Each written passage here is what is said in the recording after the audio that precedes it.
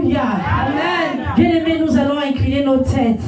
Commence simplement à préparer ton cœur, afin que le Seigneur y dépose une semence exceptionnelle ce matin. Parle au Seigneur. Dis-lui, je suis là. J'ai fait le déplacement, Seigneur. J'ai tout laissé. Je suis venu dans ta présence. Parle à mon cœur. Parle-moi. Seigneur, il y a une parole particulière pour nous ce matin. Il y a une parole qui va changer nos vies. Il y a une parole que tu as réservée ce matin pour nous. Et nous te célébrons. Nous te célébrons. Bien-aimé, parle au Seigneur. Je suis là pour toi. Seigneur, viens. Seigneur, comme un vent ce matin. Éternel, souffle. Souffle, Seigneur. Seigneur, sur cette terre qui est restée longtemps aride, qui est longtemps restée abandonnée, apporte ce matin, Seigneur, ta parole. Que ta parole arrose une vie ce matin. Que ta parole essuie les larmes d'une personne ce matin. Que ta parole éternelle cesse les hostilités dans la vie de quelqu'un. Seigneur, ces combats qui ont longtemps duré. Seigneur, ces situations qui n'ont plus de nom, tellement qu'ils ont duré. Éternel, change. Éternel, viens éclairer. Je te prie dans le nom de Jésus. Je te prie dans le nom de Jésus. Père, que ton règne vienne en ces lieux. Seigneur, je veux te célébrer parce que tu es Dieu. Parce que tu sais ce que tu fais. Tu es le maître des temps et des circonstances. Ce que tu fais est insondable. Qui peut le sonder? Qui peut deviner? Seigneur, personne. Tu es Dieu. Et il n'y en a point d'autre semblable à toi. Seigneur, ils se sont présentés comme des dieux. Mais toi, tu es venu te présenter à Abraham. Tu es venu te présenter à Isaac. Tu t'es présenté à Jacob comme le Dieu Tout-Puissant. Comme le Dieu Tout-Puissant. Et je crois ce matin, Seigneur, tu vas encore nous révéler un nouveau nom. Et nous te célébrons. Seigneur, règne en ces lieux. Seigneur, Moïse a dit, Seigneur, mon handicap n'est pas d'aujourd'hui, mais cela date. Seigneur, je veux parler comme lui. Mais je veux simplement dire, toi qui as fait la bouche, de la même manière que tu as dit à Moïse, qui a fait la bouche, c'est toi, Seigneur. Utilise cette bouche. Utilise mon corps. Seigneur, pour bénir ton peuple ce matin. Je ne suis rien. Je ne suis qu'une simple servante entre tes mains. Seigneur, utilise, Seigneur, que ta grâce coule abondamment en ces lieux. Que tout un chacun nous puissions bénéficier de cette grâce. Dans le nom de Jésus-Christ, je viens m'opposer à tout faux raisonnement, à tout raisonnement qui peut s'élever en ces lieux. Toute forteresse, je la bats ce matin. Je la baisse au nom de Jésus-Christ. Toi qui es-tu? Quel est ce trône? Quel est ce pouvoir que tu as revêtu ce matin pour distraire le peuple de Dieu? Je t'abats ce matin. Que la foudre de l'Éternel s'abat sur toi ce matin. Et je commande à ces esprits de distraction, de divagation de pensée, libérez maintenant ce lieu. Au nom de Jésus-Christ. Seigneur, que ta puissance règne en ces lieux. Au nom de Jésus-Christ. Est-ce qu'on peut acclamer le Seigneur? Alléluia. Alléluia. Bien-aimé, assis-toi dans la présence de Dieu. Alléluia. Je bénis le Seigneur pour sa miséricorde. Je bénis le Seigneur pour sa grâce. Et je veux être reconnaissant à mon Père ce matin. Papa Bill, je suis tellement reconnaissant à Dieu pour votre vie. À maman Eugénie, je suis tellement reconnaissant. Merci papa, merci maman, de me donner ce privilège de parler à ce peuple que le Seigneur vous a donné. Que le Seigneur vous rende au centuple. Que le Seigneur se souvienne de vous. Alléluia. Bien-aimé, j'ai connu le pasteur Excusez-moi avant qu'on entre dans le message. Je l'ai vu la première fois en ces lieux. J'étais invitée à un culte d'adoration à une époque donnée. J'ai vu le pasteur. Et c'était ce jour-là aussi que maman Génie témoignait par rapport à leur mariage, par rapport à la venue de papa, je crois qu'il venait d'arriver aussi récemment. Et ensuite, je suis partie, je ne suis plus revenue dans ce lieu. Et le Seigneur m'a fait grâce de le rencontrer une fois dans le bus. Il était dans le bus, à l'époque on l'appelait 64, qui est maintenant L2. J'étais assis dans le bus était tellement plein. On est parti des arènes, et moi je rentrais chez moi, je crois que papa aussi allait dans la même direction. J'ai vu papa, il était dans le bus était tellement plein, il y avait des secousses. En venant, il avait un joli téléphone. Il avait un smartphone. À l'époque, je n'en avais pas. J'ai commencé à regarder son smartphone. J'ai commencé à apprécier le smartphone. Et dit, mais il est beau son téléphone. Ah, c'est le pasteur qu'on avait présenté la dernière fois. Il est beau son smartphone. Et je commençais à m'inquiéter parce que le bus bougeait. J'ai dit, mais il va faire tomber son smartphone. Au lieu de me préoccuper d'autre chose, moi je me préoccupais du téléphone. J'ai dit, il va faire tomber son smartphone. J'étais tellement inquiète que je regardais. Bien-aimé, Dieu peut te connecter à des personnes. Toi-même, tu ne sais pas. Il a déjà créé, frayé un chemin. Et c'est des années plus tard que je fais la rencontre du pasteur. Mais Dieu m'a donné l'opportunité de simplement apprécier son téléphone. Bien-aimé, les choses que tu méprises, tu ne pourras pas bénéficier de cette grâce. Bien-aimé, si j'avais méprisé cet homme, je ne pense pas que le Seigneur aurait permis que je le rencontre. Le fait que j'ai apprécié simplement un téléphone, un objet banal, oui, Dieu a permis que je puisse m'inquiéter de son téléphone. Alléluia. Et le Seigneur a frayé ce chemin. Alléluia. Est-ce qu'on peut acclamer ce Dieu-là qui fait des choses merveilleuses? Alléluia. Ne t'inquiète pas des personnes qui te quittent. Ça veut dire qu'ils t'ont méprisé. Ils sont venus auprès de toi. Mais tellement que le ciel avait entendu, la terre avait enregistré leur mépris. Il suffit juste d'un temps. Dieu va les éjecter. Ne t'inquiète pas. Quand les gens te quittent, ne te fais pas du souci. Alléluia. Béni soit le Seigneur. Nous allons lire la parole de Dieu. Ce matin, le Seigneur a mis dans mon cœur un message. Alléluia. Je bénis le Seigneur pour ta vie. Est-ce que tu peux acclamer le Seigneur pour toi-même? Alléluia. Le Seigneur a mis dans mon cœur de vous parler d'un sujet. Et c'est toujours par rapport au pasteur. Un jour, j'étais en train de m'inquiéter. J'ai écrit à papa. J'ai dit, papa, j'ai comme l'impression que dans l'église, on parle que de moi. On parle que de moi. Et je croyais que papa allait dire, oui, je veux m'en occuper. Je vais me charger de ce problème. Il m'a envoyé un passage. Et c'est ce message que le Seigneur m'a rappelé. Il m'a dit, parle à mon peuple par rapport à ce message. Alléluia. Amen. Alléluia. Amen. Ce matin, je veux vous parler du vœu. Le vœu, une clé pour sortir des souffrances de longue durée. Amen. Alléluia. Amen. Le vœu, une clé pour sortir des souffrances de longue durée. Amen. Alléluia. Il y a des situations qui ont longtemps duré dans ta vie, dans ma vie. Nous ne savons pas comment sortir de ces situations. Et ce matin, par la grâce de Dieu, nous allons comprendre comment le faire. Je vais donc demander à certains jeunes, alléluia, de nous lire la parole. Je vais faire les choses différemment ce matin.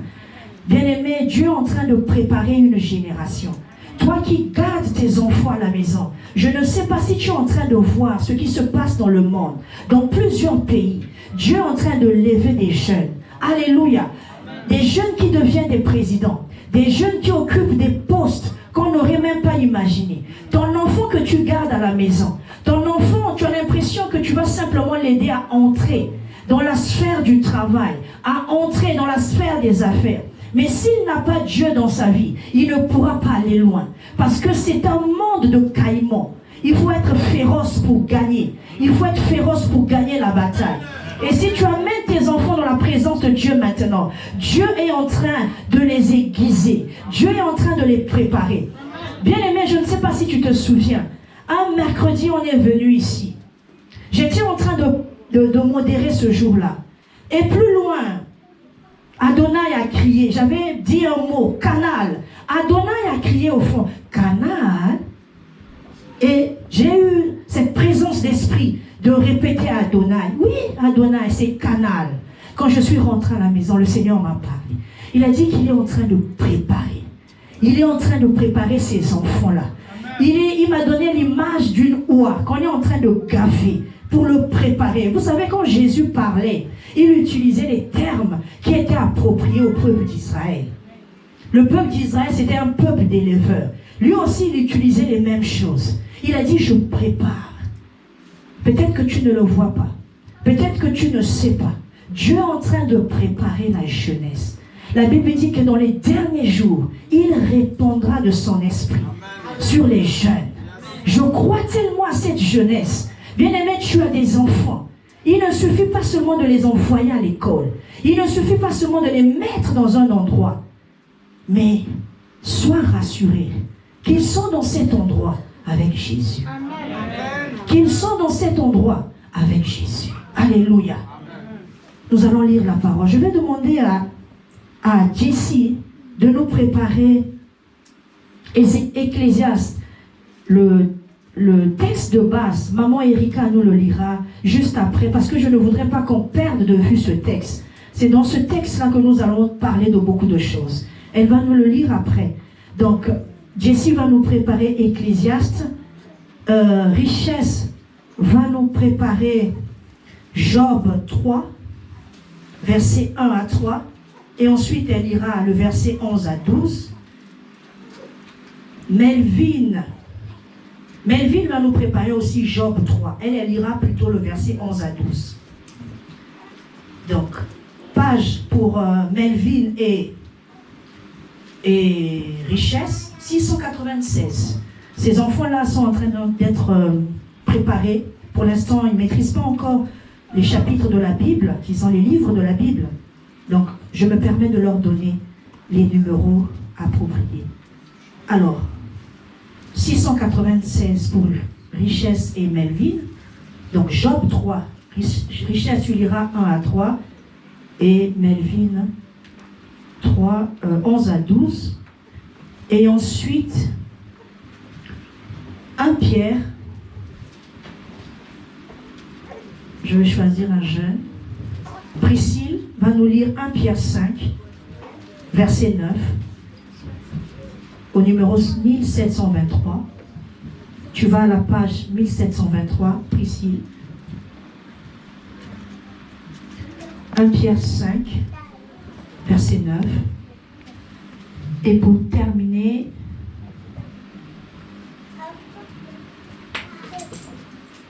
Tite 2, 13 à 14. Alors on va écouter ces lectures. Je lis la parole de Dieu dans le livre de l'Ecclésiaste, chapitre 1, versets 8 à 9, au nom de Jésus-Christ. Amen. Toutes choses sont en travail au-delà de ce qu'on peut dire. L'œil ne se rassasie pas de voir, et l'oreille ne se lasse pas d'entendre. Ce qui a été, ce qui sera, et ce qui s'est fait. Ce qui se fera, il n'y a rien de nouveau sous le soleil, parole du Seigneur. Il n'y a rien de nouveau sous le soleil, parole du Seigneur. Richesse. Je lis la parole dans le livre de Job 3, versets 1 à 3 au nom de Jésus. Amen. Après cela, Job ouvrit la bouche et maudit le jour de sa naissance. Il prit la parole et dit, périsse le jour où je suis né et la nuit qui dit, un enfant mâle est conçu. Amen. Amen. Melvin, est-ce qu'on peut acclamer le Seigneur pour sa parole? Melvin, Job 3, 11 à 12. Je lis la parole du Seigneur dans le livre de Job 3, versets 11 à 12, au nom de Jésus-Christ. Pourquoi ne suis-je pas mort dans le ventre de ma mère? Pourquoi n'ai-je expiré au sortir de ses entrailles? Pourquoi ai-je trouvé à genoux pour me recevoir? Amen. Le dernier verset, 1 Pierre 5. Parole du Seigneur. Amen. Est-ce qu'on peut acclamer le Seigneur pour sa parole? Je lis la parole du Seigneur dans 1 Pierre 5, verset 9. Résistez-lui avec une foi ferme, sachant que les mêmes souffrances sont imposées à vos frères dans le monde. Parole du Seigneur. Amen. Les mêmes souffrances arrivent à nos frères. Alléluia, dans le monde. Il n'y a rien de nouveau sous le soleil. Alléluia. Bien-aimé, ce que tu vis, il y a quelqu'un d'autre qui l'a déjà vécu. Alléluia. La Bible dit que les générations viennent et partent. Ils viennent, ils trouvent les mêmes situations. Ils viennent, ils trouvent les mêmes souffrances. Alléluia. Bien-aimé, tu peux me dire que je souffre depuis longtemps. Oui, c'est vrai. Alléluia. Mais il n'y a rien de nouveau. Je n'ai pas une bonne nouvelle ce matin au sujet de la souffrance. Je ne vais pas te dire ce matin que tu ne vas pas souffrir. La souffrance te trouvera sur ton chemin. Parce que tu es sur la terre. Alléluia. Amen. Parce que tu es là. Et cette souffrance, plusieurs l'ont déjà vécue. Tu vas me dire, je souffre. Je te parlerai de Jaïbès. Alléluia.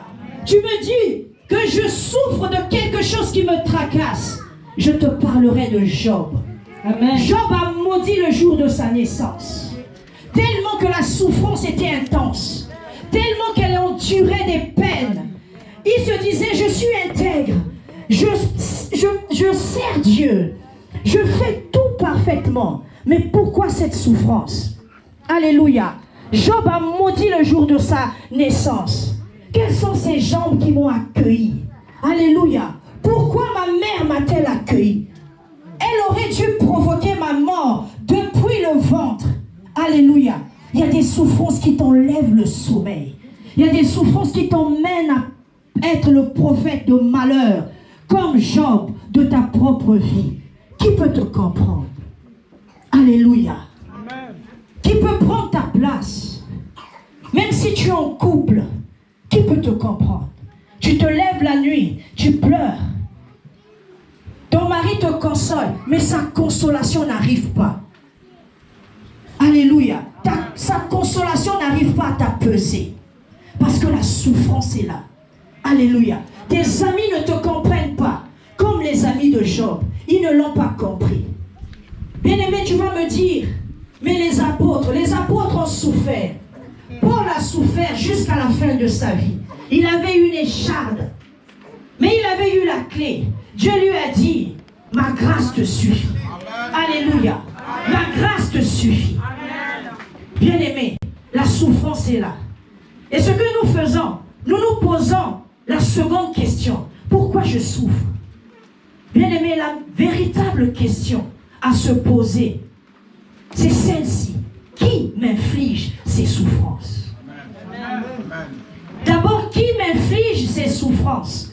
Avant que tu te demandes pourquoi je souffre, quelle est la raison? Alléluia. Et comment m'en sortir? Il y a 3 questions majeures que nous devons nous poser. Qui? Pourquoi? Et comment? Alléluia. Amen. Tu dois d'abord savoir quelle est l'origine de ta douleur. D'où vient-elle? Bien-aimé, il y a 3 sources. 3 sources qui expliquent l'origine d'une souffrance. La première source, c'est le péché. Nous avons vu avec Adam et Ève. Lorsqu'ils ont péché, Dieu a dit à la femme, j'augmenterai les douleurs de tes grossesses. Bien-aimé, il n'y avait pas de... Il y a certaines personnes qui disent, la femme a couché sans douleur. Non, bien-aimé, il y avait la douleur. Mais Dieu a simplement augmenté. Quand on dit augmenter, il a simplement amplifié. Si c'était au point A, il a augmenté au point B ou C. La douleur, il ne peut pas y avoir enfantement sans douleur. Il faut que la douleur soit là. Voilà pourquoi il est écrit, toute chose est en travail. Une femme, quand elle est en travail, le meilleur endroit où elle doit être, c'est l'hôpital. Bien-aimé, quand tu es enceinte, quand tu es presque à terme, quand tu es dans le temps de travail, le lieu où tu dois être, c'est à l'hôpital. Parce qu'à l'hôpital, il y a tout le personnel qui peut prendre soin de toi. Mais nous les chrétiens, lorsque nous souffrons, nous abandonnons la maison de Dieu. Même chez toi, la présence de Dieu n'y est même pas du tout. Alléluia. Alors que c'est le meilleur endroit où Dieu peut te parler, où Dieu peut te révéler. Quelle est la clé pour sortir de ta situation? Amen. Mais tu fuis la présence de Dieu. Et tu te prives de la présence de Dieu, même dans ta maison. Alléluia. La deuxième source, c'est le diable. Voilà pourquoi nous venons dans la semaine prier. Alléluia. Nous combattons. Parce que le diable s'est armé d'une forte colère contre les hommes que Dieu a créés. Encore plus encore contre les chrétiens que nous sommes. Bien-aimés, ne reste pas à la maison. Parce qu'il y a ce combat-là qui sera en permanence. Tu peux gagner aujourd'hui une chose, mais demain, il y aura encore une muraille qui se présentera. Tu as besoin d'être en permanence dans la présence de Dieu. Amen. Et la troisième source, c'est celle-là que nous allons parler ce matin. Et je t'invite dans la semaine à venir pour les autres sources. Alléluia. La troisième source, c'est celle que nous allons parler. La Bible dit que Dieu lui rendit. Dieu l'a mis à l'épreuve. Alléluia. Dieu peut aussi infliger des souffrances. Alléluia. Tu as combattu. Tu cherches la face de Dieu. Mais regarde aussi. Peut-être qu'il y a quelque chose que tu n'as pas encore bien perçu. Et ce matin, nous allons comprendre. Bien-aimés, pourquoi Dieu nous inflige des souffrances? Dieu ne nous inflige pas des souffrances pour nous détruire, mais pour nous construire. C'est différent avec le diable. Lui, il nous inflige pour nous détruire. Mais le diable nous inflige des souffrances pour nous construire, pour bâtir l'homme intérieur, pour t'amener là où il veut que tu sois. Ça veut dire que tu n'es pas au bon endroit. Il va emmener ses souffrances pour te secouer, pour te dire déplace-toi. Je ne te veux pas ici, je te veux plutôt là-bas. Alléluia. Et la première raison pour laquelle Dieu nous inflige les souffrances, je vais aller rapidement pour que nous puissions entrer dans notre texte de base. La première raison, c'est que Dieu a un plan. Dis à ton voisin, Dieu a un plan. Dieu a un plan. Dieu a un plan. Lorsqu'il t'inflige des souffrances, il a un plan. Dieu est en train de travailler. Tu as l'impression qu'il ne travaille pas. Bien-aimé, c'est simplement dans le bus, en observant le téléphone, Dieu avait déjà programmé. Il a dit, 3 ans plus tard, tu vas rencontrer cet homme. Mais je te donne juste l'occasion d'apprécier son téléphone. Je ne le connaissais pas. Je l'avais vu qu'une seule fois. Dieu m'en est témoin. Alléluia. Mais une seule fois, Dieu nous a connectés. Dis, regarde son téléphone. Alléluia. Dieu avait déjà un plan. Bien-aimé, tu as l'impression que Dieu ne travaille pas. Dieu travaille. Mais il travaille selon sa souveraineté. Il n'a pas de conseiller. Il ne peut pas venir demander conseil à ton père. Il n'est pas venu demander conseil à ta mère. Il a simplement dit, prends cette semence, mets-la en toi et donne-moi naissance à cet enfant. Parce que j'ai un plan sur la terre pour cette personne. Il avait un plan. Quand il a envoyé Jésus, le Seigneur a dit, non pas ma volonté, mais ta volonté. Alléluia. Il a dit pas ma volonté. Jésus avait compris que Dieu avait un plan. Il avait un plan de salut. Il a dit non, Seigneur, pas ma volonté, mais ta volonté. Alléluia. Il avait un plan avec Moïse. Il a emmené Moïse dans le désert. 40 ans. Et là-bas, il était en train de préparer. Il a dit c'est le libérateur. C'est lui que j'ai choisi. Bien-aimé, la deuxième raison que Dieu nous inflige les souffrances, c'est pour parler à nos cœurs. C'est pour nous révéler quelque chose d'important. C'est pour nous révéler nos origines. Il est venu vers Moïse. Il a dit à Moïse, je suis le Dieu de tes pères. Il a révélé à Moïse ses origines. Alléluia. Bien-aimé, la souffrance que tu endures. Oh non, je suis la seule à souffrir du célibat dans ma famille. Regarde dans ta famille. Il y a déjà eu coco un tel. Il y a déjà eu mamie un tel. Qui a déjà souffert de ça. C'est une situation qui ne fait que perdurer. Mais Dieu dit, tu es le candidat idéal. situation. Tu es le candidat idéal pour venir arrêter cette situation. Voilà pourquoi il te choisit. Voilà pourquoi il dit c'est toi. C'est pas ta sœur qui est encore dans les bars, qui est encore dans les boîtes de nuit. Mais c'est toi qui écoutes la parole ce matin. C'est toi que Dieu a choisi. Alléluia. Pour te révéler cette situation, tu dois l'arrêter. Sinon pas, elle va continuer. Toi, quand tu vas mourir, les autres qui viendront de la lignée de ton père, ils vont souffrir de la même chose. Voilà pourquoi je veux que tu l'arrêtes. Je bénis le Seigneur pour mon frère Richie. Alléluia. Est-ce qu'on peut acclamer le Seigneur pour sa vie? Amen, amen. Oh, bien-aimé, ne sois pas jaloux. Alléluia. Quand Dieu fait des choses, nous devons reconnaître. Alléluia. Le dimanche, j'étais venu ici. J'avais mal à la gorge. Je suis rentré à la maison. J'avais écouté la parole, mais comme si je n'avais pas trop écouté. Je suis parti. Jeudi, je partais voir le médecin. Je dis, oh, mais je vais prêcher. Je ne vais pas venir avec la gorge comme ça. Il faut que j'aille voir le médecin. J'ai dit, bon, je vais écouter un peu ce que Papa Richie nous a dit. Alléluia. Les filles de Thélophate. Je suis arrivé chez le médecin. Je n'ai même pas fini le message. Je suis rentré le soir. Je partais prendre mon fils à l'école. Et c'est là que le Seigneur a commencé à me parler. Mais tu sais que toi aussi, tu fais partie de cette histoire-là. Des filles de Thélophate. Regarde ton père, expert comptable. Il a perdu son travail, le travail est fini. Jusqu'à la retraite, rien du tout. Il n'a plus travaillé. Expert comptable. Il avait des livres, il avait tout. Tout. Plus rien. Quand il a perdu son travail, il n'a plus retrouvé un autre travail. Jusqu'à la retraite. Tu vois ta sœur, elle gagnait plus d'1 million de francs CFA au Congo-Brazzaville. Bien aimé, gagner 1 million au pays, ce n'est pas donné à tout le monde. Le SMIC est à 80 000 francs CFA, peut-être actuellement. Mais elle a gagné plus d'1 million. Et un jour comme ça, le Seigneur m'a mis en prière. Prie pour elle. Prie pour ta soeur. Il y a quelque chose de mauvais qui est en train de se passer. Et elle m'apprend, non, nous avons été licenciés. C'est fini. Et jusqu'à maintenant, une femme de ce genre, elle a perdu son travail. Un très bon travail. Elle s'est retrouvée ici. Mais elle ne fait plus ce qu'elle faisait avant. Bien aimé, j'ai prié. Je me dis, oui, Seigneur m'a donné un message. Comme certaines personnes. Oui, ça s'est accompli. Mais tu n'as pas compris.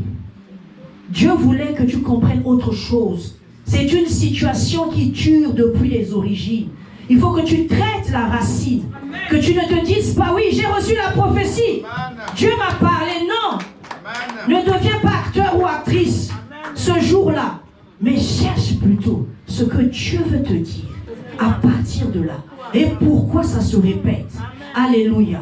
La troisième raison qui fait que Dieu nous inflige les souffrances.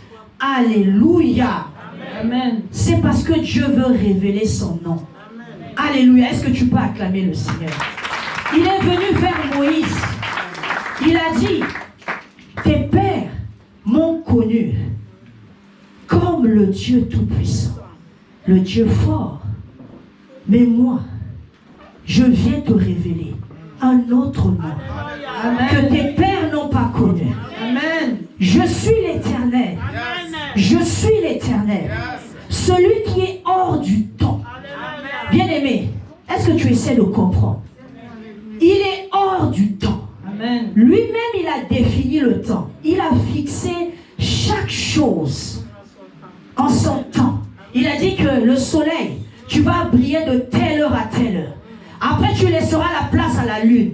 Mais lui-même, il a dit, je ne vais pas être dans le temps. Je vais être hors du temps. Pour qu'il ait la possibilité de manipuler le temps. Ta douleur, ta souffrance, Dieu est capable de manipuler, d'écourter. Alléluia. De faire ce qu'il veut. Parce qu'il est le maître des temps et des circonstances. Alléluia. Alléluia. Il est venu dans la vie de Joseph. Il a dit, Joseph, tu as passé tout le temps chez Potiphar.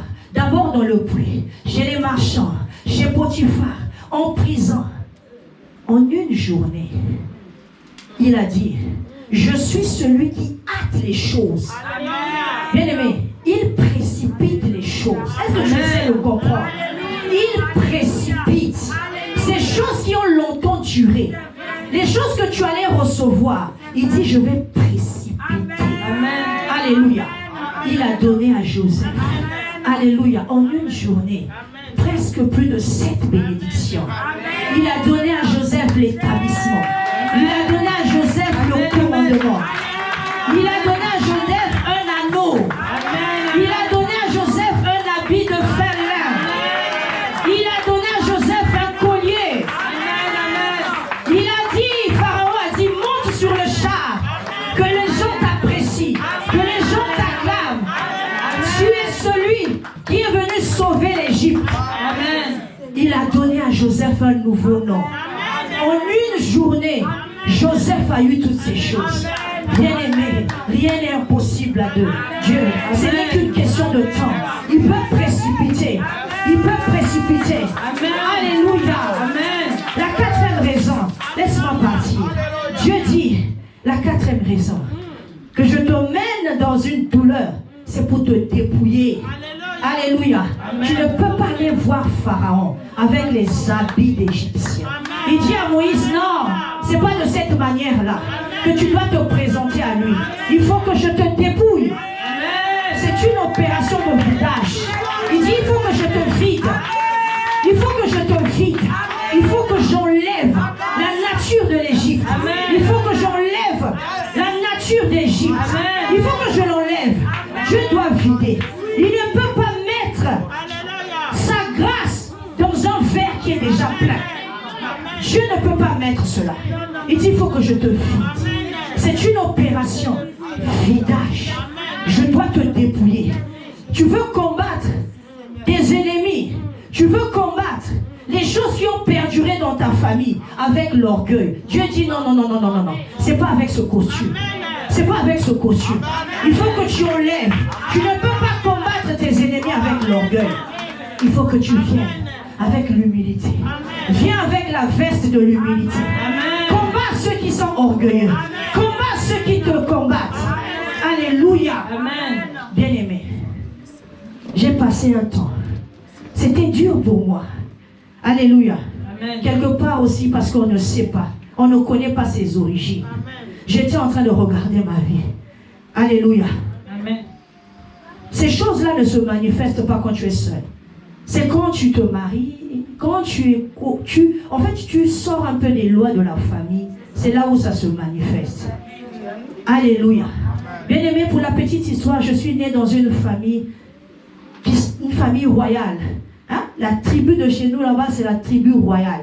Nous sommes les propriétaires des terres, selon eux. Moi, je ne suis plus là-bas. J'ai dit que je ne suis plus là-bas. Alléluia. Alléluia, je ne suis plus là-bas. Mais c'est ça en fait la réalité. Nous sommes des personnes remplies de nous-mêmes, orgueilleux. Donc quand on te parle, dis, moi, toi tu me parles comme ça, je veux te descendre, je veux te diminuer. Alléluia. J'ai commencé à manifester ces choses-là dans mon foyer. J'ai commencé à commander, à diriger, à vouloir tout maîtriser. Alléluia. Bien-aimé, respecte l'homme. Dis à ta voisine, si tu es à côté de ton mari, dis-lui je te respecte. Oh, mais dis-le. Dis-le. Oh, mais dis-le correctement. Je te respecte. Alléluia. Respecte l'homme. Parce que quand Dieu commence à faire son opération vidage, même si tu cries, oh Seigneur, il m'a fait ça. Oh Seigneur, il a dit ceci. Oh Seigneur, tu vas l'accuser dans la présence de Dieu, comme je le faisais. Seigneur, tu vois, que la foudre, que le feu. Dieu dit, ah bon? C'est quelle foudre? C'est quel feu qui va descendre là? Ah bon? Celui que moi-même j'ai créé? Tu veux mettre la foudre? Non, non, non. C'est toi. Je veux que cette foudre-là tombe d'abord sur toi. Amen. Pourquoi tu te dépouilles? Dieu a commencé à me dépouiller. Tout ce que je faisais ne marchait pas. Mon mari fait, ça marche. Avec beaucoup de facilité. Pour lui, vers. ça marche. Mais pour moi, oh Seigneur, j'ai commencé à pleurer. Dieu a dit, je suis dans une opération de vidage. Il faut que je te vide. Parce que tu ne peux pas combattre ces adversaires-là. Ils sont tellement féroces. Il faut que je te vide. Amen. Alléluia. Il faut que je te vide, que j'enlève. Et j'ai commencé à dire à Dieu. J'ai commencé à enlever les talons. J'ai commencé à enlever les grades. J'ai dit, Seigneur, c'est lui. C'est lui l'homme. Bien-aimé, il a été établi, ton chef. Amen. Et au-dessus de lui, il n'y a que Dieu. Et maman dit Amen. Amen. Il est ton chef. Il est ton chef. J'ai dit, oui, Seigneur, c'est mon chef. Je ne fais plus de bruit. Je ne peux plus encore parler mal. J'ai demandé pardon. J'ai dit au Seigneur, j'accepte. J'enlève les chaussures. Et je commençais à laisser le Seigneur faire. La 5e chose, je vais aller vite, que Dieu veut te rendre inébranlable. Toi, tu n'es pas sûr de toi. Dieu veut te rendre fort. Dieu veut t'affermir. Tu sors de ce lieu. Tu as encore ton petit prophète là que tu vas consulter. Alléluia. Tu as encore cette personne-là. Pourtant, on a prêché. Pourtant, le pasteur a dit, c'est une année de restauration. Toi, tu dis non. Tu appelles encore. Quelles sont les nouvelles? Qu'est-ce que Dieu a dit? Qu'est-ce que Dieu a dit encore? Pour moi, tiens, je t'envoie un petit western. Comme ça, vous allez prier là-bas. Réunis-les pour prier pour ma situation. Tu es encore faible. Tu n'as pas encore compris la vie. Tu n'as pas encore compris la vie. Arrête ce prophète-là. Alléluia. Aujourd'hui, il va voir A. Demain, peut-être c'est flou. Il va te dire, non, c'est B. Alors que c'est même pas ça. Arrête. Cherche plutôt Dieu. La 6e chose, c'est que Dieu veut faire un nom glorieux. Il a emmené Abraham. Il a dit à Abraham, donne-moi Isaac. Abraham a donné. Et Dieu, il arrive à dire après ce sacrifice, Dieu est celui qui pourvoit. À la montagne de Morija, il sera pourvu. Il a eu un nom glorieux. Bien-aimé, quand tu adores Dieu avec un nom que tu connais dans le secret, parce que tu as vécu avec lui. Un orphelin, s'il vient ici, il va dire, Dieu, tu es un père que je n'ai jamais eu. Alléluia. Il ne va pas dire, Dieu, tu es Adonai, Dieu, tu es le Saint de Jacob. Non, il va dire, tu es un père. C'est le nom que Dieu lui a donné dans le secret. Quel est le nom avec lequel tu adores? Tu as longtemps adoré avec les noms que tu as entendus. Mais vis-le avec ton propre histoire. Alléluia. Amen. La 7e chose, c'est que Dieu veut se glorifier dans ta situation. Il t'inflige ça pour qu'il se glorifie. Alléluia. Ruth, les femmes sont venues voir Naomi. Ils ont dit, béni soit le Seigneur, le Dieu qui a donné à Naomi le droit de rachat. Alléluia. Dieu veut se glorifier par rapport à cette situation qui a longtemps duré. Et la 8e chose qui va nous introduire maintenant. La Bible dit que Dieu veut atteindre un but dans la vie d'une personne ou des personnes qui sont dans notre entourage. Dieu te fait souffrir parce qu'il veut atteindre un but intermédiaire. Il a dit à Abraham, jusqu'à ce que le péché des Amoréens arrive à son comble, je ferai en sorte que ton peuple, ta descendance revienne. Israël était en train de souffrir parce que les Amoréens n'avaient pas encore atteint ce comble de péché-là. Si tu souffres aujourd'hui, c'est peut-être à cause de toi-même. C'est peut-être à cause de quelqu'un qui est à côté de toi que Dieu veut atteindre, que Dieu veut changer. Amen. Bien-aimé, je vais demander à maman Erika, lis-nous maintenant 1 Samuel. Bien-aimé, écoute maintenant. Parce que nous allons décoller et terminer notre message. Alléluia. 1 Samuel 1, verset 1 à 21. Bien-aimé, ouvre ta Bible. Ne sois pas seulement un spectateur. Ouvre ta Bible et suis la lecture. Je vais lire la parole de Dieu dans le livre de 1 Samuel 1, à partir du verset 1 jusqu'au 21, au nom de Jésus-Christ. Amen. Il y avait un homme de Ramathaïm Tiophim, de la montagne d'Éphraïm, nommé Elkana, fils de Jéroham, fils d'Élihu, fils de Théou, fils de Tuf, Éphratien. Il avait 2 femmes, dont l'une s'appelait Anne et l'autre Pénina. Pénina avait des enfants, mais Anne n'en avait point.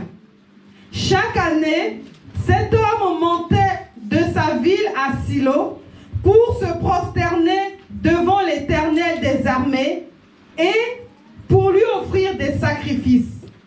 Maman Erika, reprends le verset 3 correctement, s'il te plaît. Chaque année, Bien-aimé, écoute. chaque année, cet homme montait de sa ville à Silo pour se prosterner devant l'Éternel des armées et pour lui offrir des sacrifices. Amen. Continue. Là se trouvaient les 2 fils d'Élie, Ophni et Phiné, sacrificateurs de l'Éternel.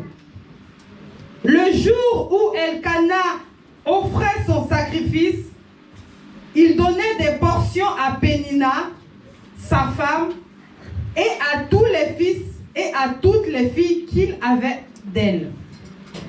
Mais il donnait à Anne une portion double, car il aimait Anne que l'Éternel avait rendue stérile. Sa rivale lui prodiguait les mortifications pour la porter à s'irriter de ce que l'Éternel l'avait rendue stérile. Et toutes les années, il en était ainsi. Qui l'avait rendu stérile? L'Éternel. Continue, maman. Et chaque fois qu'Anne montait à la maison de l'Éternel, Pénina la mortifiait de la même manière. Alors elle pleurait et ne mangeait point. Elkana, son mari, lui disait, « Anne, pourquoi pleures-tu et ne manges-tu pas? Pourquoi ton cœur est-il attristé?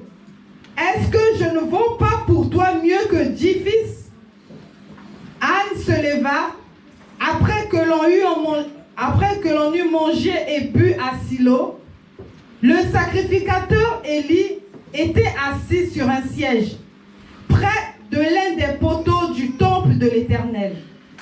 Et l'amertume dans l'âme, elle pria l'Éternel et versa des pleurs.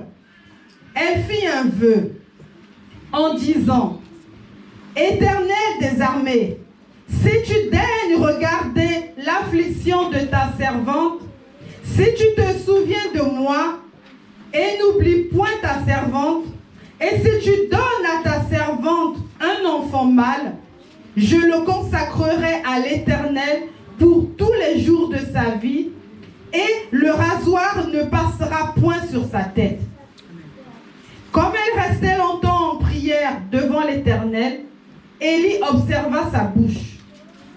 Anne parlait dans son cœur et ne faisait que remuer les lèvres, mais on n'entendait point sa voix. Élie pensa qu'elle était ivre et lui dit, « Jusqu'à quand seras-tu dans l'ivresse? Fais passer ton vin. » Anne répondit, « Non, mon Seigneur, je suis une femme qui souffre en son cœur, et je n'ai bu ni vin, ni boisson enivrante, mais je répandais mon âme devant l'Éternel. Ne prends pas ta servante pour une femme pervertie, car c'est l'excès de ma douleur et de mon chagrin qui m'a fait parler jusqu'à présent. » Élie reprit la parole et dit, « Va en paix, et que le Dieu d'Israël exauce la prière que tu lui as adressée. » Elle dit, « Que ta servante trouve grâce à tes yeux. » Et cette femme s'en alla, elle mangea, et son visage ne fut plus le même. Verset 19. Ils se levèrent de bon matin, et après s'être prosternés devant l'Éternel, ils s'en retournèrent et revinrent dans leur maison à Rama. Elkana connut Anne, sa femme, et l'Éternel se souvint d'elle. Dans le de l'année, Anne devint enceinte. Et elle enfanta un fils, qu'elle nomma Samuel. Car, dit-elle, je l'ai demandé à l'Éternel. Son mari Elkana monta ensuite avec toute sa maison pour offrir à l'Éternel le sacrifice annuel et pour accomplir son vœu. Alléluia. Maman pense à nous préparer très rapidement. Tite 2, 13 à 14. Et maman aimait 1 Corinthiens 6, 19 à 20.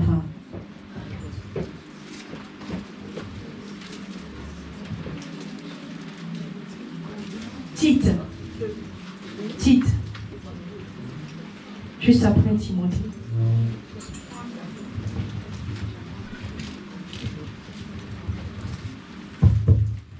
Alléluia, peuple de Dieu. Je lis la parole du Seigneur dans le livre de Tite 2, du verset 13 à 14, au nom de Jésus. Amen.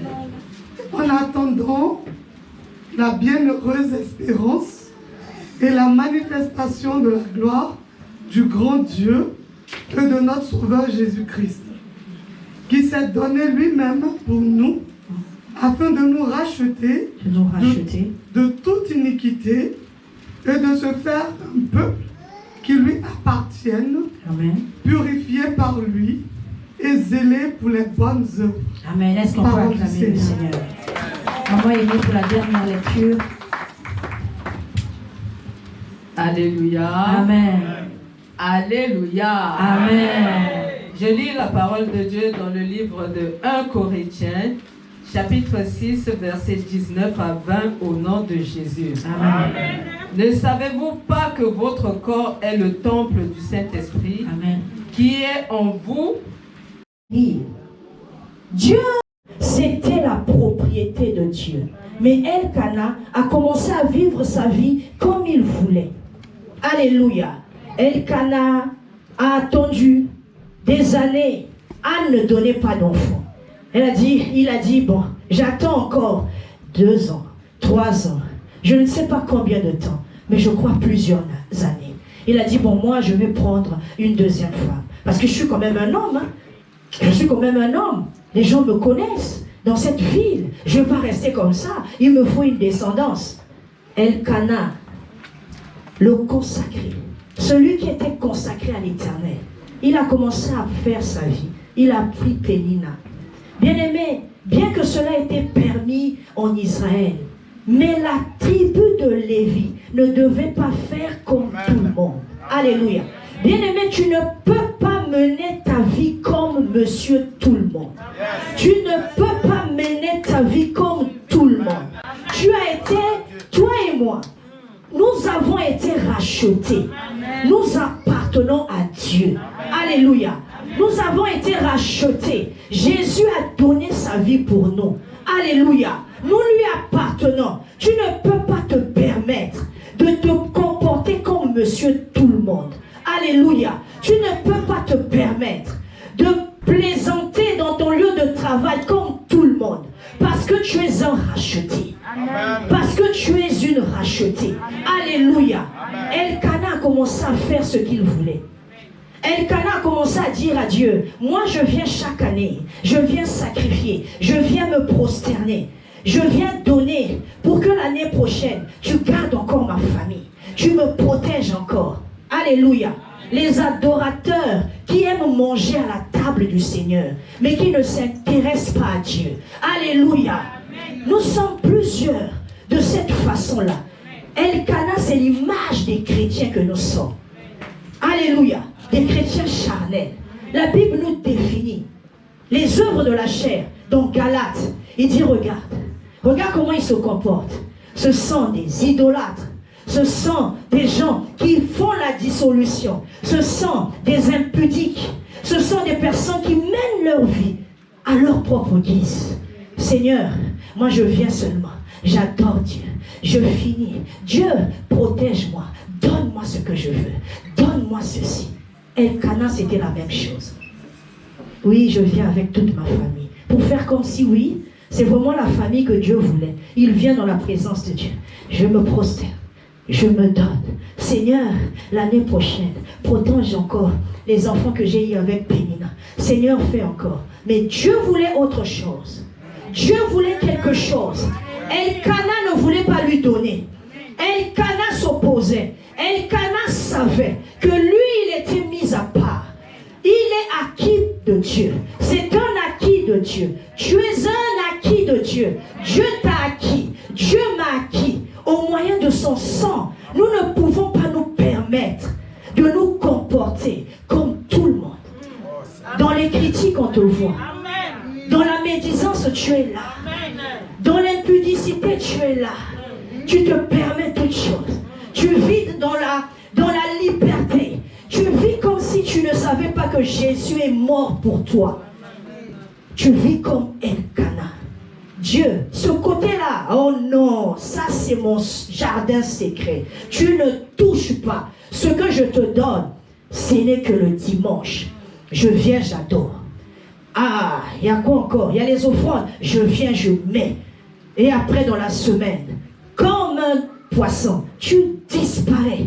Tu dis, Seigneur, je viendrai encore, hein, comme Elkana. Je viendrai encore l'année prochaine avec mes enfants pour que tu me protèges encore. Je viendrai encore le dimanche. Je vais prendre cette chaleur-là et je vais emmener dans la semaine.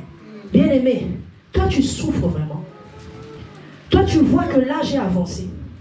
Toi, tu es en train d'imaginer que l'âge est avancé. Le temps ne va pas s'arrêter pour toi. Tu n'es pas Josué qui a arrêté le soleil. Alléluia. Le temps ne va pas s'arrêter. Le temps est en train de passer. Tu es peut-être à l'heure de l'après-midi. Bien-aimé, on va se dire, je laisse à côté la jeunesse. Nous, on est peut-être arrivé à l'heure. Hein? Tu es déjà dépassé 13h, 14h. Tu n'es plus loin dans l'heure du soir. Mais tu continues toujours à te comporter comme si tu étais à l'heure du matin. Alléluia. Tu n'es plus à l'heure du matin. Tu es à l'heure de l'après-midi qui tombe vers le soir. Prends au sérieux ta vie. Prends au sérieux ta vie. Amen. Tu as mis au monde des enfants. Il y a des challenges. Il y a des défis. Qu'est-ce que tu vas laisser à ces enfants-là? Regarde les liens. Regarde les alliances de ta famille. Tu vas leur laisser tous ces combats-là. Toi, tu passes ton temps. Baloba qui bouille. Bamema qui bouille. On a dit ceci. On a amené ici. Le pasteur ici. La maman de pasteur. Eh, toi, tu te rends compte que tu as l'heure. Bientôt du soir. Tu vas laisser quoi aux enfants? Bien aimé, j'ai mon frère. Mon deuxième frère. Il est décédé. Je peux dire Dieu merci pour lui. Il n'a pas laissé d'enfants. Mais moi j'ai des enfants, je ne peux pas me permettre le sommeil, je ne peux pas me permettre les distractions inutiles. Maintenant que j'ai découvert, il y a des liens, il y a des calebasses, il y a des marmites, je ne sais pas de comment. Je vais perdre mon temps avec toi. Je vais perdre mon temps avec toi. Amen. Non bien-aimé, non bien-aimé, je n'ai plus le temps à perdre. Qu'est-ce que je vais laisser à mes enfants? C'est la vérité. Même si je leur laisse une voiture, après ça va faire quoi? Il y aura encore une autre marque de voiture. Ça là, ça sera dépassé. Mais que je puisse combattre, que je puisse leur laisser comme David. Il a combattu. Il a laissé Salomon en paix. Il a dit, mon fils, je suis parti. Mais toi, fais ceci, fais cela. David a terrassé tous les ennemis avant de partir. Et Dieu a donné la paix à Salomon. Toi, tu vas laisser quoi? Moi, je vais laisser quoi? Est-ce que j'ai mon temps à perdre? Bien aimé, j'ai le temps à perdre. Tu viens à la prière. C'est comme si des prières édulcorées. Seigneur, tu es où là?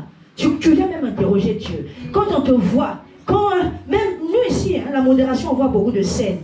C'est comme si les gens, on a envie de leur prier. Prie vraiment, sinon pas Dieu, il ne sera pas content. Dieu reste Dieu. Amen. Dieu reste Dieu. Amen. Dieu est éternel. Amen. Toi et moi, nous allons passer.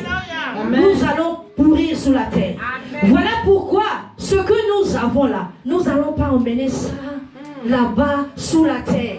Dieu va te dire merci d'avoir vécu sur la terre. Mais ce que tu as construit là, reste ici. Amen. Toi, tu pars nu, vide, tel que tu es venu. Alléluia. Tu ne partiras pas avec ta belle chaussure là, que tu as achetée à 400 €. Non, c'est une autre personne qui va en jouir. C'est une autre personne qui va porter. Voilà pourquoi Salomon a dit, vanité de vanité. Tout est vanité. Alléluia. C'était la vie d'Elkana. Dieu attendait. Elkana, moi je veux quelque chose d'autre.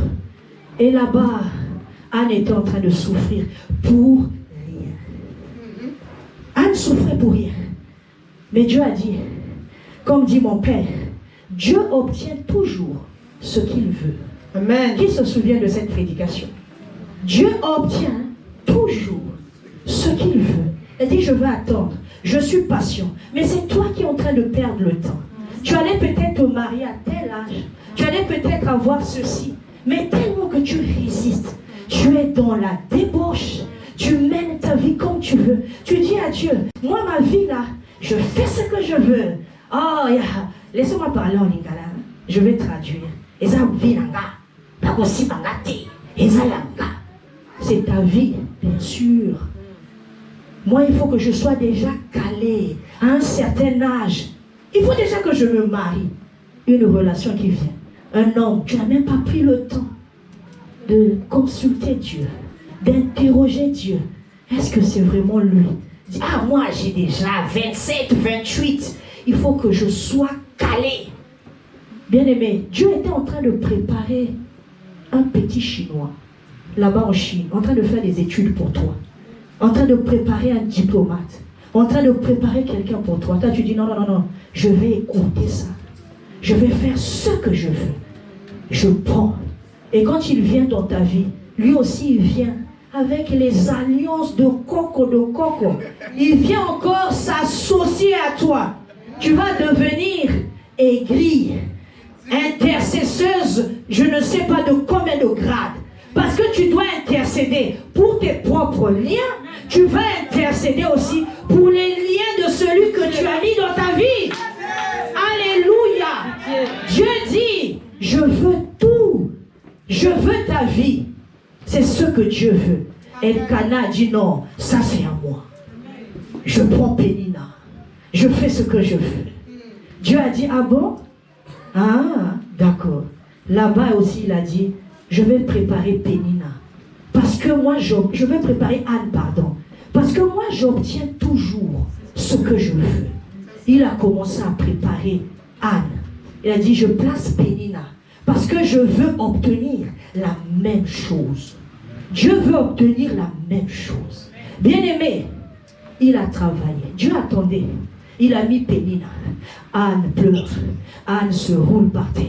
Mais Dieu dit, moi je suis en train d'attendre Elkana. Elkana doit me donner. Parce que je l'ai acquis pour moi. Il doit me donner. Et quand Dieu a vu qu'Elkana était prêt à lui donner, il est venu vers Anne. La Bible dit, nous ne savons pas ce qui convient de demander à Dieu.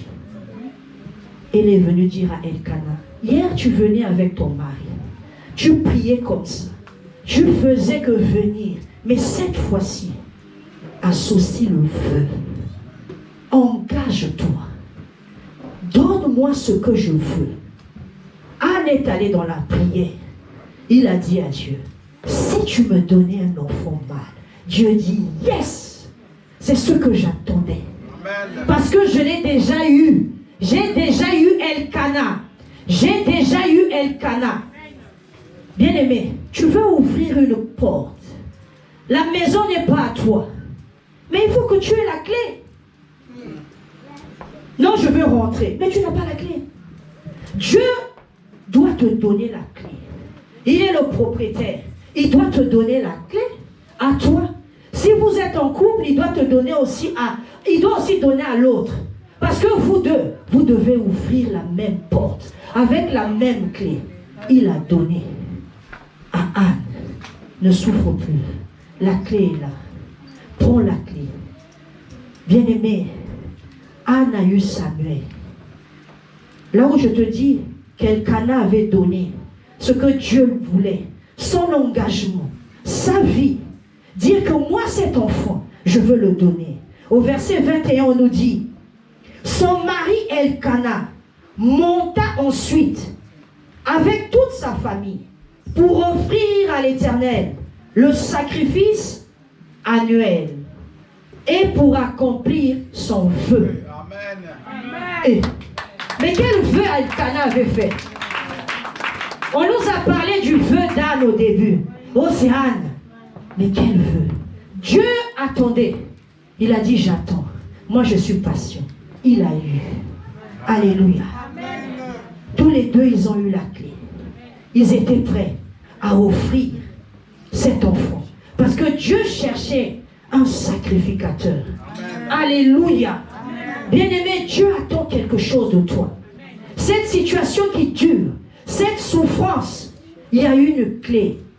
Il y a une clé à ta souffrance. Il y a une clé de sortie. Dieu connaît. Dieu a cette clé. Va seulement au pied du Seigneur. Alléluia. Amen. Dieu est venu à Abraham. Il a dit à Abraham, tu as longtemps attendu. Abraham aurait dû avoir son fils Isaac à 87 ans. Mais il a eu à près de 100 ans. 13 ans plus tard, 25 ans au total. Dans les 25 ans, on a l'âge d'Ismaël.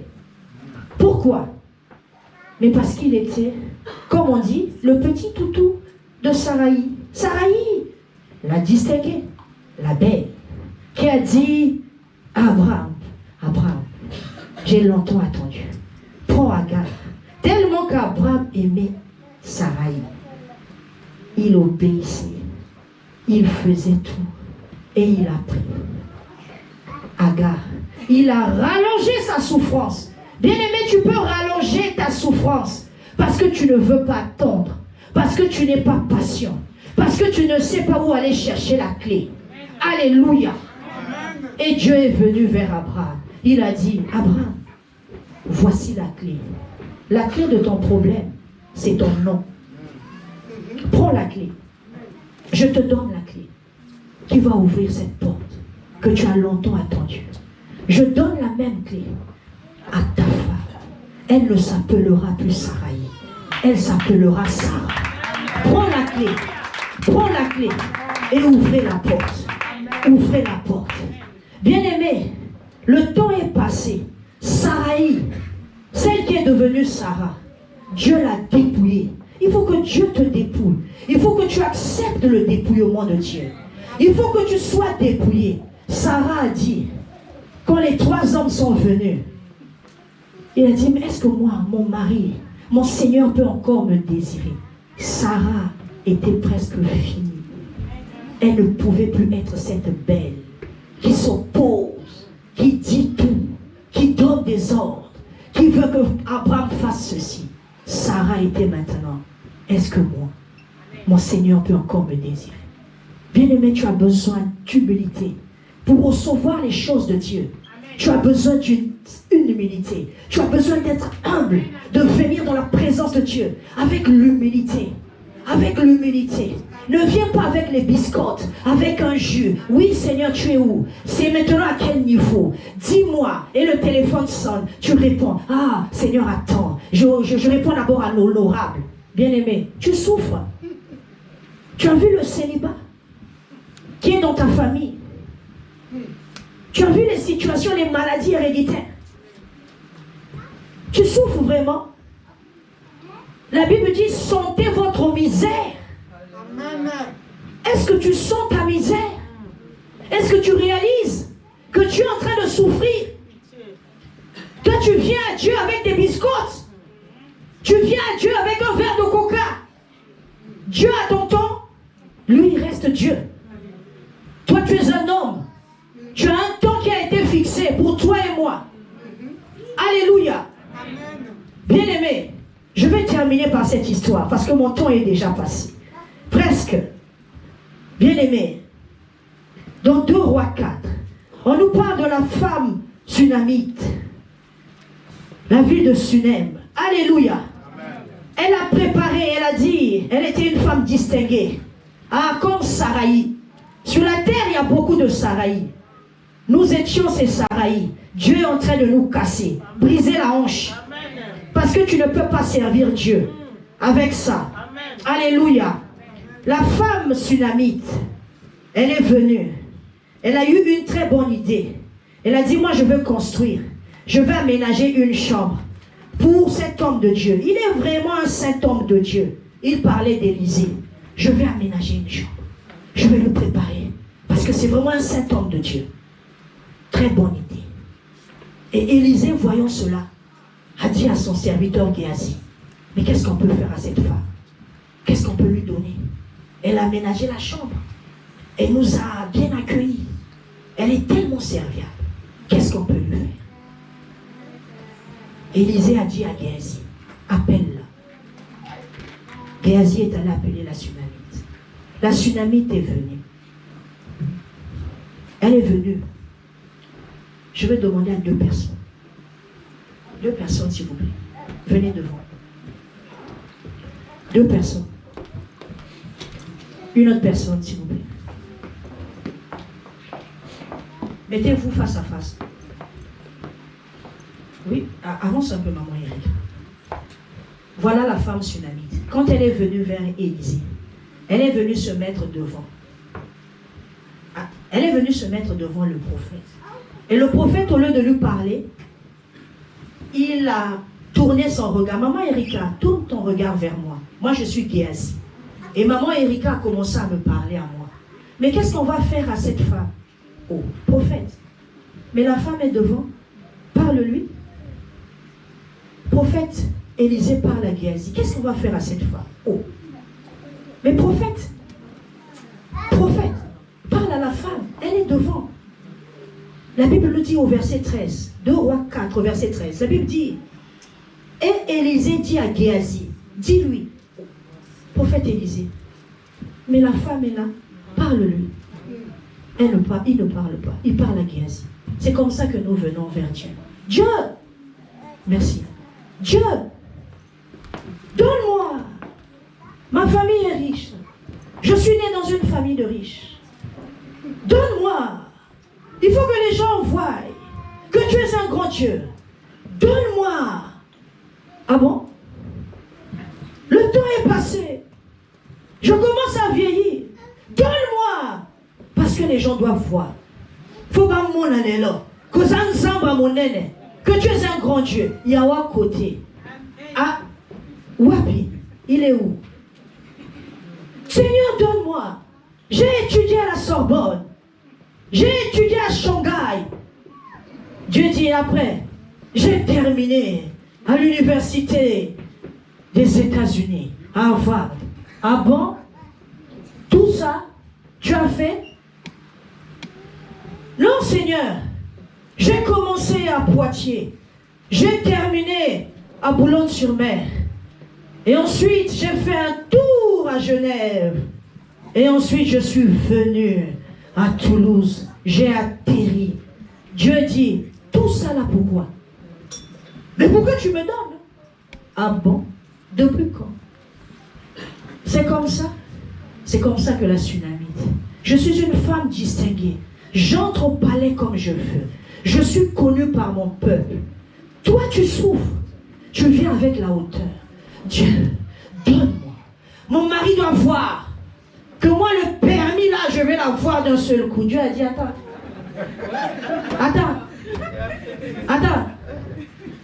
Attends, on va bien parler. 8 fois. 9e fois, quand tu es devenu Sarah, il dit, prends maintenant. Amen. Alléluia. Alléluia. La femme sunamite est repartie. Le prophète Élisée a dit, oh, mais qu'est-ce qu'on va lui faire? Il a commencé à négocier avec Géasi. Mais qu'est-ce qu'on va lui faire? Et il dit, appelle-la. Ça veut dire que la femme était repartie. Appelle-la encore. Elle est revenue. Cette fois-ci, la Sunamite s'est mise à la porte.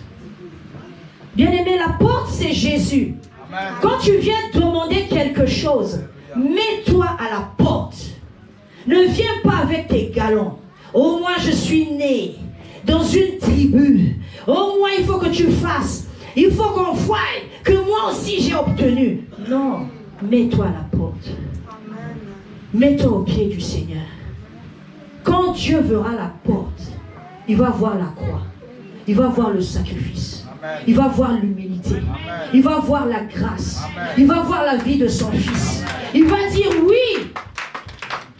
Quand la femme est revenue, elle s'est mise à la porte. Le prophète a dit, à la même époque, l'année prochaine, tu auras un fils. Tu auras un fils.